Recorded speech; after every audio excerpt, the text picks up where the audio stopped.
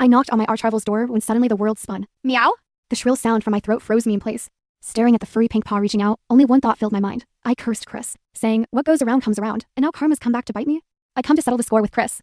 He was my childhood friend and coworker that jerk had dumped a new requirement on me right before quitting time, and I was so furious I wanted to smash my laptop over his head. The door opened. Chris appeared in his pajamas. He crouched down, frowning at the me on the floor. Where'd this kitten come from?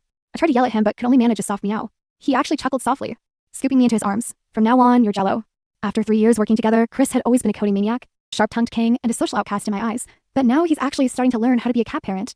Day 1, I knocked his keyboard askew, yet he nearly lifted me off and murmured, no more messing with the keys. Day 2, worried I'd wander off. He crouched with his large hands outstretched. Jello, be good. That night, cradled against his chest, his steady heartbeat made me blush. He sighed softly, having Jello around. It's nice. I sprawled by the bowl, lapping up the milk he'd warmed himself, silently weeping inside. Chris, you have no idea you're holding your arch-rival who competes with you for projects every day, do you? My damn competitive streak is impossible to hide.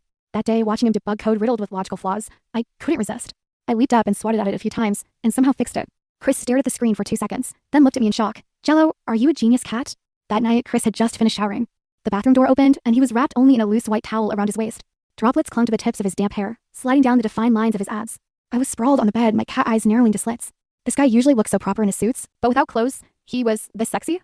Just then, I picked up that familiar jade pendant from the table, my favorite thing before I turned into a cat. A white light flared, and everything around me began to zoom in wildly. Thud. Gravity suddenly returned, and I fell barefoot onto the carpet. Chris tripped over me, crashing onto my body. I felt his solid chest pressed against mine, separated only by the blanket I hastily pulled over myself. He looked down at me, formerly a cat, now completely naked, his voice strained with restraint. Explain yourself, Jello. After reverting to human form, Chris didn't let me leave but invited me to stay at his place temporarily. Instead of kicking me out, he flushed, rummaged through his wardrobe, and tossed me one of his white shirts. Wear this for now, he murmured in a low voice. In the days that followed, I noticed Chris seemed like a different person.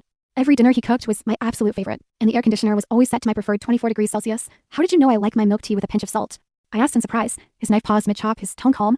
Guessed. Watching his broad back, my heart skipped a beat. That sharp-tongued rival seemed to harbor a gentleness I'd never noticed, but transforming from cat to human threw all my habits into disarray. In the mornings, while he cooked breakfast, I'd instinctively lean over the table to brush against his hand. At night, watching TV, I'd find myself lost in thought, nestled in his arms before realizing how precarious my position was. As I scrambled to pull away, he effortlessly drew me closer, his voice deep and magnetic. Don't run, Jello. That sensation of my heart racing out of control terrified me even more than the day I turned into a cat. I knew the thin veil of our sworn enemy facade was already nearly transparent.